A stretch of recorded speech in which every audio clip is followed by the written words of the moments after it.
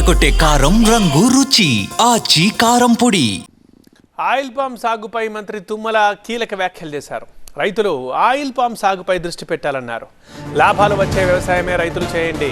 Oil పామ్తో రైతులకు భారీగా ఆదాయం వస్తుంది. నేను 40 ఏళ్లుగా ఆయిల్ పామ్ సాగు చేస్తున్నా.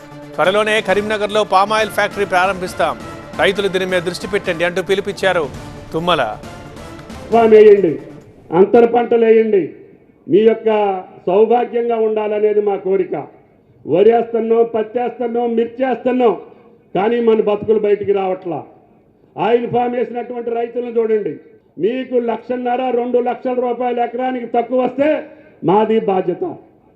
ఒకవేళ మీ యొక్క ఆయిల్ ఫామ్లో కోతులు కింద చికాకు చేస్తే మాది బాధ్యత. మీ తోటలో ఎవరైనా దొంగలు ఇస్తే మాది బాధ్యత. మీరు గెలలు పంపిస్తే 3 రోజులలో డబ్బులు వేయకపోతే మాది బాధ్యత. వాన వచ్చినా ఇబ్బంది లేకుండా ఉండేదానికి మాది బాధ్యత. కరువు వచ్చినా కూడా, కాటక వచ్చినా కూడా మీ పంట పండించేటటువంటి బాధ్యత ఈ రాష్ట్ర ప్రభుత్వానికి.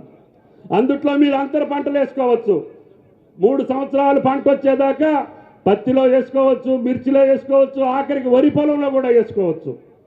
3 సంవత్సరాల తర్వాత మీరు కాలు మీద కాలు వేసుకొని మీ బిడ్డలను ఇతర దేశాలకు పంపించి చదివించి మీసం తిప్పుకుంటా ఊళ్ళో మగోళ్ళలాగా తిరిగేదానికి అవకాశం ఉంటుంది.